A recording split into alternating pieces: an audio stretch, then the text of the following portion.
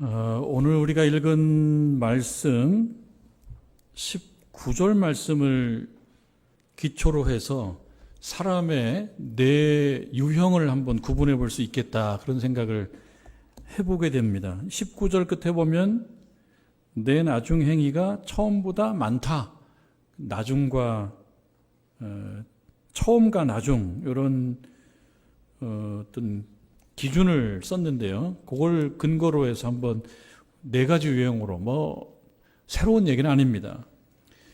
처음과 나중이라는 말, 처음에도 좋고 나중에도 좋고, 이런 사람이 있죠.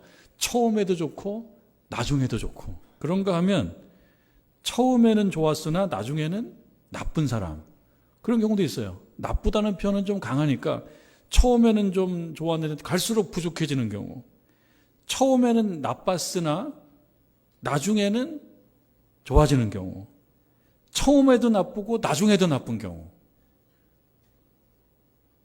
처음에도 좋고 나중에도 좋은 사람, 네 가지 이렇게 유형으로 구분해 볼 수가 있을 것 같아요. 여러분들께서는 어디에 속한다고 볼 수가 있겠습니까? 믿음을 놓고 봤을 때, 믿음이 예전에는 난 좋았어, 지금은 그냥 예전 걸 갖고 살고 있어, 이렇게 생각이 드시나요? 아니면 난 예전이나 지금이나 믿음 생활에 있어서는 별로야, 그런 생각이 드시나요? 아니면 예전에는 나빴는데 좀 부족했는데 내가 믿음이 점점 좋아져, 지금은 이 정도쯤이면 하나님 기뻐하시겠어, 이런 생각이십니까? 나는 믿음에 있어서는 예전에도 열심히 했고 지금도 열심히 하고, 예전에도 좋았는데 지금도 좋다, 이렇게 자신하는 경우는 좀 쉽지 않을 거예요. 나는 언제나 훌륭했어, 이렇게 말하는 거는 쉽지는 않을 거예요. 그러나 제가 바라기는, 또 여러분들 같이 바라실 것 같은데요, 예전에 좀 부족했지만 점점 조금씩 나아지는 것 같아. 요거는 참 우리가 바라는 바고 그랬으면 좋겠어요. 근데 요 반대가 되면 대단히 유감스럽습니다. 예전에 그래도 좀 내가 믿음 생활했지. 그런데 요즘에는 믿음은 믿음인 거지, 세상 사는데 크게 유익함이 없어, 이렇게 생각하면서 예전에 좋았는데 지금은 안 좋아진다면 이것은 우리 하나님께서 매우 마음 아파하실 문제입니다. 그리고 지적하고 꾸중할 문제입니다. 여러분, 바라기는 예전에도 좋고 지금도 훌륭한 것이 가장 좋지만 예전은 지나갔잖아요. 그러니까 지금 혹은 나중이 더 훌륭하고 하나님께 칭찬받는 저와 여러분 되기를 주님의 이름으로 축원합니다. 그게 아주 중요합니다. 본문에 나오는 교회는 두아디라라고 하는 교회예요.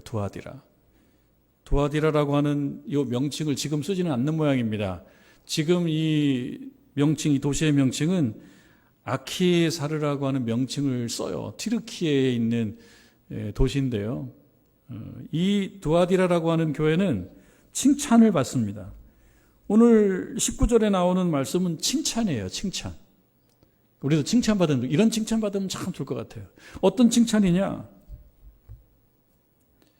18절에 하나님의 아들이 이르시되, 그러니까 주님께서 말씀하시되, 우리 하나님께서 말씀하시되, 내가 내 사업과, 여기서 말하는 사업은 우리가 영리 목적으로 하는 어떤 기업, 주식회사 이걸 얘기하는 것이 아니고요, 그냥 살아오면서 신앙생활 하면서 했던 여러 선한 일들을 얘기합니다. 여러 선한 일들을 얘기해요. 내가 행했던 그 선한 일들과, 그리고 사랑과 믿음과, 그리고 섬김과 인내, 이걸 내가 알고 있다. 그러면 두아디라 교회에 대해서 안다면 우리들에 대해서는 어떨까요? 당연히 알고 계시죠. 우리 하나님께서 저와 여러분의 삶을 다 알고 계시는 거예요.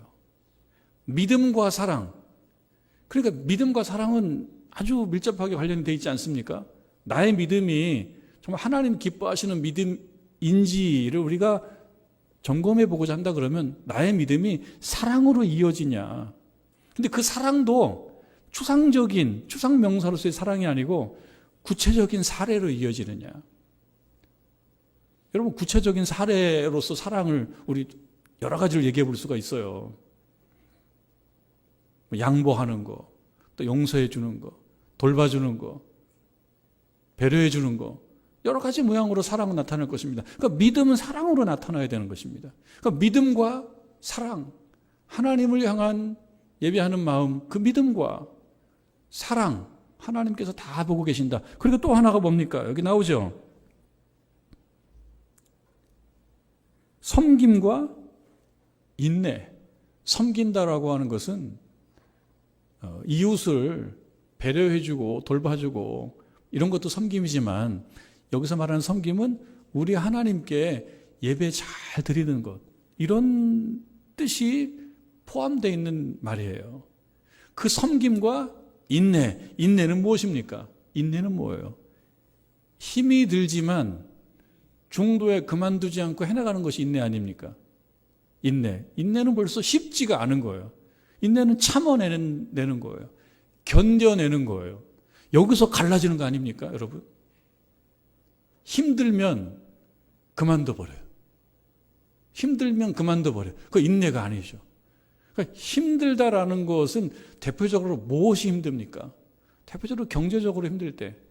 경제적으로 힘들면 우선적으로 내가 하나님께 드리는 헌신을 줄여버려. 그거는 또 유감이죠. 그게 힘들지. 힘드니까 그만둬버리는 거예요. 그리고 또 힘든 게 뭐가 있습니까? 인간관계가 참 힘들어요. 어디를 가도 사람이 있어요. 그러니까 사람은 가장 따뜻한 존재이지만 또 가장 무서운 존재가 사람이에요. 여러분 애완견이나 집에서 키우는 고양이로부터 상처를 많이 받는 경우는 없지는 않겠지만, 애완견하고 싸우면 또 싸우는 거지만, 보통은 상처를 누가 줍니까? 애완견이 주고 동물이 주는 게 아니라 사람이 주죠. 사랑도 사람이 주지만 상처도 사람으로부터 받아요. 그게 힘든 거예요. 그러니까 힘드니까 그만둬버려요. 교회 생활도 그렇고 신앙생활도 그렇고, 경제적으로 힘들고 사는 게 힘들어서 그만둬버린다. 그리고 믿음을 먼저 줄이는 거예요. 줄이는 거 우선순위가 하나님께 드리는 걸 먼저 줄여버려요. 그 인내가 아니에요. 인간관계로부터 상처받고 힘들어서 그만둬버려요. 내 믿음을. 이것도 인내가 아니에요. 그러니까 하나님께서 두아디라 교회를 보니까 여기도 인내를 말해야 될 정도로 어려움이 있긴 있는 거예요. 인내는 견뎌내는 거 아닙니까? 참아내는 거 아닙니까? 그럼에도 불구하고 포기하지 않는 게 인내잖아요. 그러니까 그거가 있는 거예요. 두아디라 교회도. 하나님께서 그걸 다 보시면서 이 교회의 교인들은 인내를 잘하나 인내를 못하나 그것도 보시는 겁니다. 믿음 생활 잘하나 믿음 생활 못하나 그것도 보시는 거예요. 사랑이 있나 없나도 보시는 거예요. 보시면서 19절 끝에 이렇게 말씀하시죠. 내가 다 알고 있는데 내 나중 행위가 처음 것보다 많도다. 이거 참 칭찬이에요. 기분 좋은 칭찬이에요. 이 반대로 됐으면 기분 나쁜 문제예요. 너는 처음보다 나중이 시원찮다. 그 얘기 들으면 불쾌하죠. 근데 이건 칭찬이에요. 처음이 어떤지는 정확히 얘기하지 않지만 처음보다 나중이 더 많다는 거예요. 뭐가 많다는 겁니까? 믿음이 많고 사랑이 많고 섬김이 많고 인내가 많아요. 칭찬입니다. 아주 좋은 칭찬입니다. 살아가면서 힘들다고 그만둘 때 우리가 말하는 핑계가 있습니다. 어쩌겠어? 이런 말이에요. 어쩌겠어? 어쩔 수 없지 뭐. 어쩔 수 없지. 내가 나를 약간 최면을 거는 거예요. 합리화시키는 거예요. 하나님은 그렇게 생각하지 않거든요. 근데 우리가 스스로 어쩌겠어? 내 실력으로 어쩌겠어? 어쩔 수 없지 뭐. 할 수 없지 뭐. 우리가 많이 쓰는 말이에요. 할 수 없지 뭐. 그래서 그거를 어떻게 합리화시키는 거죠. 믿음과 사랑, 섬김과 인내가 줄어드는 거, 약화되는 거를 합리화시키는 거예요. 할 수 없지 뭐. 근데 그걸 하나님께서 인정해 주시느냐? 하나님은 다 보고 계시면서 인내라고 하는 것이 어떻게 이어지는지를 보고 있는데, 두아디라 교회는 그 면에 있어서 점점점 나아졌다. 우리 하나님께서 우리를 보고 이런 칭찬의 말씀 주시기를 주님의 이름으로 축원합니다. 그런 칭찬 받는 거죠. 두아디라 교회는 이런 면에서 퇴보나 정체가 아니고 성장을 했습니다. 성장을. 근데 오늘 본문에 나중이라고 하는 말 있죠. 나중. 내 나중 행위가 처음 것보다 많다. 뜻은 이해가 되죠. 요 나중이라고 하는 말이 무엇을 의미하는지, 좀 현실적으로 뭘 의미하는지 세번역 성경이나 영어 성경을 보면 좀 더 분명하게 드러나요.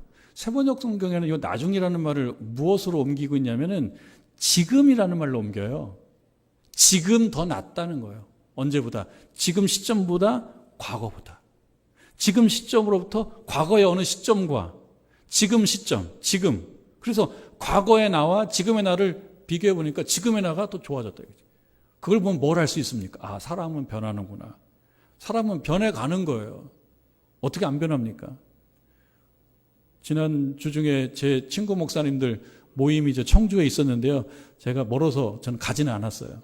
근데 모임하고 또 사진을 찍어가지고 친구 목사님들 그 단톡방에다 이렇게 사진 올려놨더라고요. 가만히 보니까 저 사람들하고 나하고 별 차이가 없는데 나보다 늙은 것 같아, 그분들이. 내가 볼 땐 분명히 그래요. 그럼 무슨 얘기입니까? 아, 사람은 변해가는 거예요. 첫 번째, 외양이 변해갑니다. 건강도 변해갑니다. 근데 외양만 변해가는 게 아니라 오늘 여기서 말하는 믿음과 사랑과 섬김과 인내도 변해가는 거예요. 어떻게 변해갑니까? 예전에 어떤 시점에 지금 시점에 나는 동일한 나지만 또 한편으로는 같은 나가 아니에요. 이런 생각이 들어요. 사람은 태어날 때 많은 것을 결정적으로 가지고 태어납니다. 그러니까 그런 얘기를 합니다. 성격은 변하지 않는데요. 근데 품격은 변한대요. 성격은 변하지 않는데 품격은 변한대요. 그러니까 태어날 때 가지고 나온 것들이 그저 평생 가는 것들이 많아요. 네. 가지고 태어난 게 많습니다. 외양도 가지고 태어나고. 근데 제가 개인적으로 이렇게 생각을 해봐요. 길을 걸어가다가 또 집에 있으면서 혼자서 가만히 생각해봐요. 제가 제 자신을 이렇게 들여다봐요. 제가 제 자신을 들여다보면 나는 이런 사람이로구나라는 것이 뭐 조금 어색하지만 이렇게 느껴져요. 아, 나는 이런 사람이로구나. 대략 그렇게 살아온 거예요. 나는 이럴 때는 이렇게 반응하고 저럴 땐 저렇게 반응하고 이 부분의 실력은 이 정도고 이 부분은 그래도 좀 괜찮고 이게 나름대로 느껴져요. 제가 저를 들여다볼 때 그래요. 요건 다행스럽고 요건 좀 아쉽다. 근데 요건 좀 아쉽다라고 스스로 인정하는 부분은요, 조금 나아질 수가 있어요. 믿음도 그래요. 믿음도. 여러분들 스스로도 그렇습니다. 생각해보면 내가 이런 사람이다라고 하는 것을 자기가 좀 들여다볼 수 있거든요. 그런데 이 부분은 좀 괜찮지만 이 부분은 부족하다라고 자기가 인정하면 그 부분은 조금 나아질 수가 있어요. 그래서 품격이라는 차원이 변한다 그러면 품격이 좀 좋아질 수 있어요. 믿음이 좋아질 수가 있어요.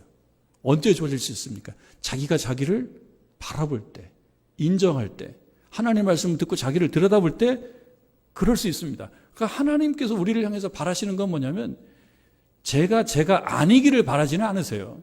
왜 하나님께서 나를 이렇게 만들어 놓지 않았습니까? 여러분도 하나님께서 그렇게 만드신 거예요. 그 모습이 변하는 걸 원치는 않으세요. 왜 그렇게 만들어 놓으셨습니까? 근데 뭘 바라십니까? 발전하기를 바라고, 나아지기를 바라고, 좋아지기를 바라시는 거예요. 내가 아닐 수는 없어요. 여러분도 여러분이 아닐 수는 없어요. 그래서 여러분은 여러분인 거예요. 그러나 더 나아지고 좋아진 모양이 될 수는 있다는 겁니다. 그것이 때때로는 책망이 되고 때때로는 칭찬이 되는 거예요. 두아디라 교회는 그런 면에서 나아졌어요. 칭찬을 받는 거예요. 세번역 성경에 지금이라고 되어 있고 영어 성경은 now라고 되어 있거든요. 지금 내가 칭찬받을 만한가? 지금 나는 예전의 나와 비교해 봤을 때 나아졌는가? 그것을 생각해 보라고 하는 것입니다. 본문에 나타난 하나님의 관심이 바로 그것이에요.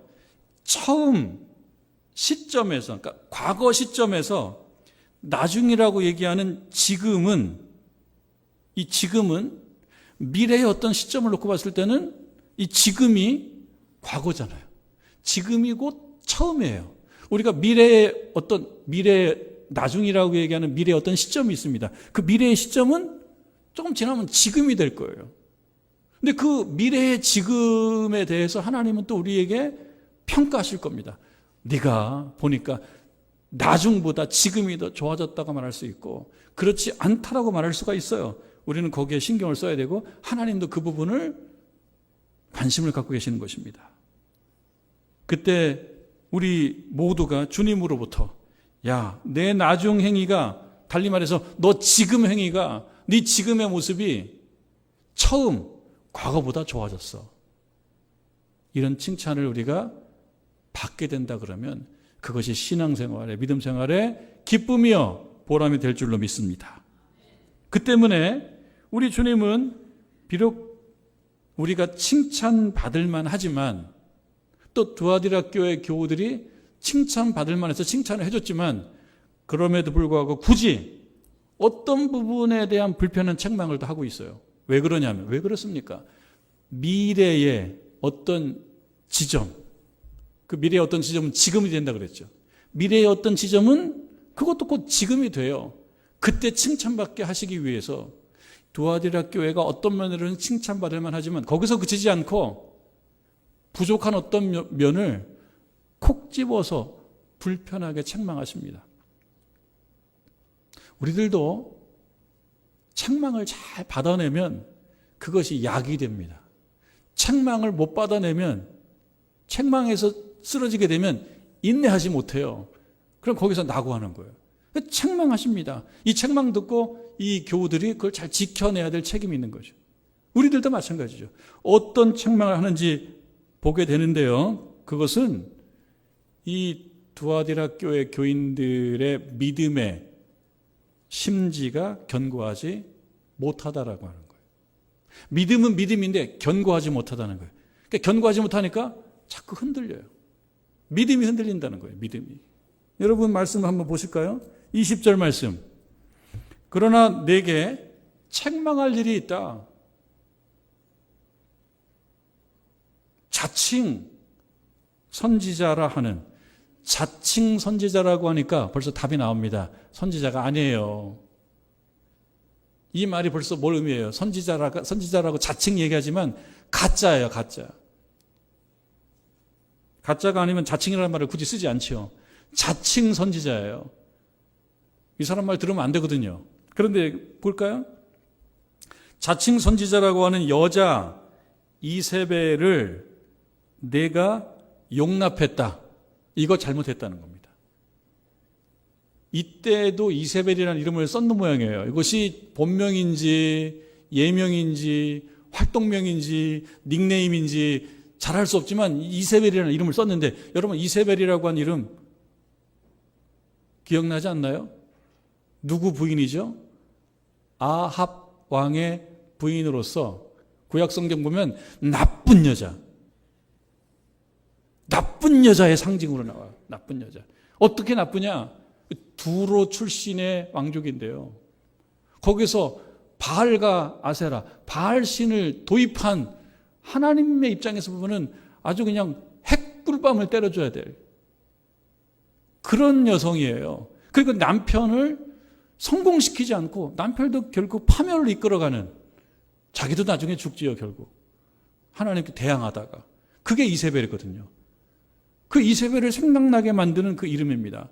그러니까 달리 얘기하면 적그리스도인 거예요. 일종의 적그리스도인 거예요. 그리스도하고 적대적인 그런 이세벨이라고 하는. 근데 자칭 선지자예요.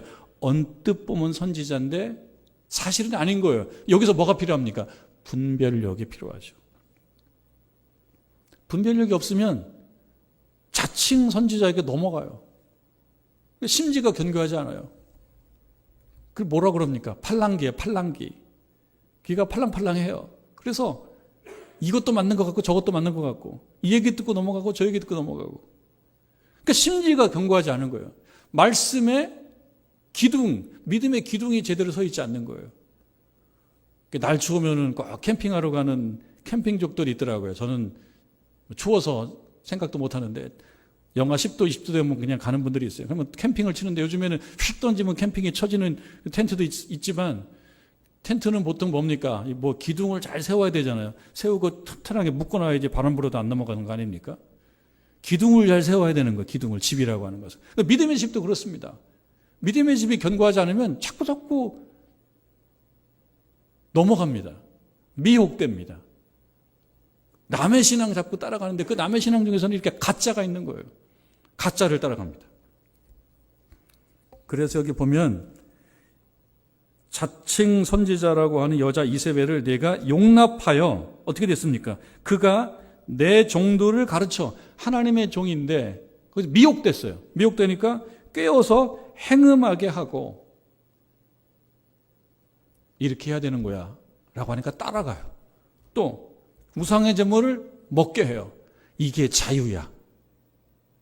우상의 제물을 먹는 거가 자유야. 이것도 못하고 저것도 못하고 이거는 구속이야. 이게 자유야. 그러면서 들어보면 그럴듯한 말로 미혹합니다. 그래서 넘어가요. 그리고 스스로 생각할 때 자기가 잘못이라는 걸 모르고 살아간단 말이죠. 그런 사람들이 있었다라고 하는 것입니다. 그런데 두아디라 교회 교인의 전체가 다 그런 건 아니고 일부가 그렇다는 겁니다. 일부가. 여러분 24절에 보면 두아디라에 남아있어 이 교훈을 받지 아니하고 소위 사탄의 깊은 것을 알지 못하는 너희. 그러니까 이 사람들은 미혹되지 않았어요. 그러니까 한 교회 안에라고 해서 한 교회는 그리스도의 몸된 교회라고 하는 공동체로서는 하나예요. 그러나 여러분 내가 밥을 맛있게 먹었다고 해서 다른 교인도 배가 부르나요? 각자가 먹어야지 배가 부른 거예요. 신앙도 그렇습니다. 각자가 해야 될 몫이 있는 거예요.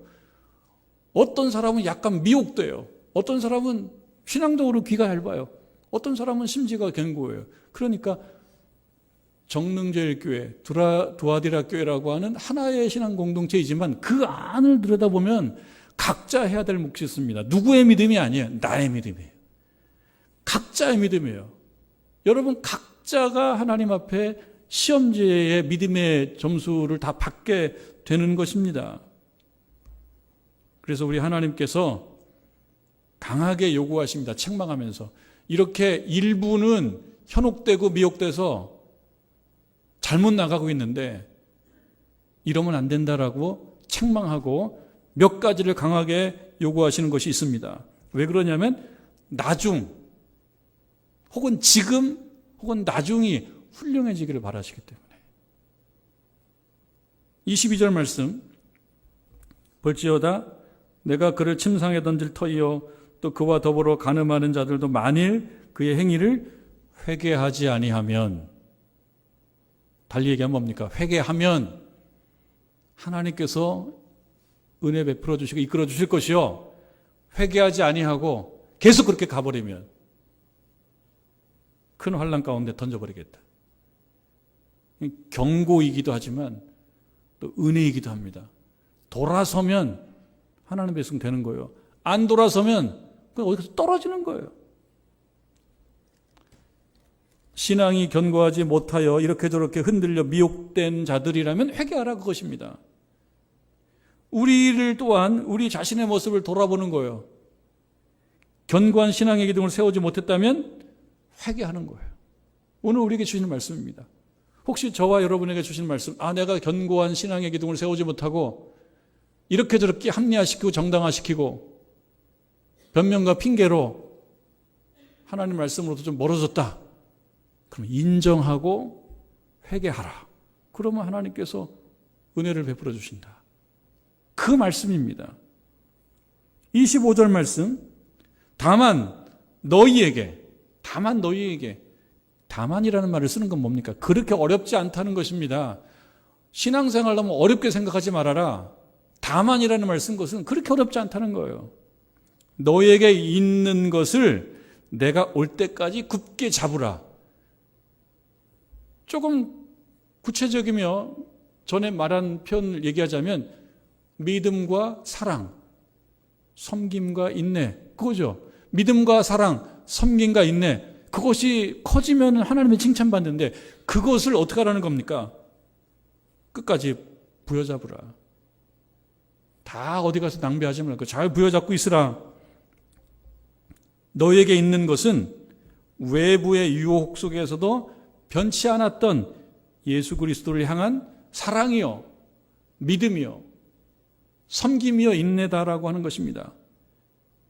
진리를 지키려는 순수한 마음이에요. 이것을 변치 말고 굳게 잡으라.